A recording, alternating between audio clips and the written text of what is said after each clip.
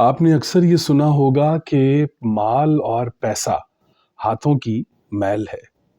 ہم نے یہ سوال قرآن کریم سے پوچھا۔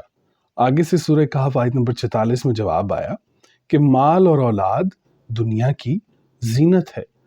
اللہ نے اسے زینت قرار دیا ہے اور ہم اس زینت کو میل قرار دیتے ہیں۔ یہ یاد رکھیں، جنہیں اپنا مال میل نظر آتا ہے انہیں عنقریب ان کی اولاد میلی نظر آنے لگے گی۔ اللہ تعالیٰ کی نعمتوں کو مثبت انداز میں استعمال کرنا سیکھیں۔ اللہ تعالیٰ کی نعمتوں کا کفر مت کیجیے۔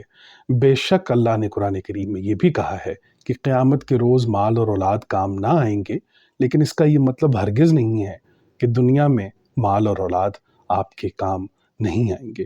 آپ چاہیں تو دنیا کے مال اور اولاد سے اپنی دنیا اور آخرت دونوں کو مزین کر سکتے ہیں۔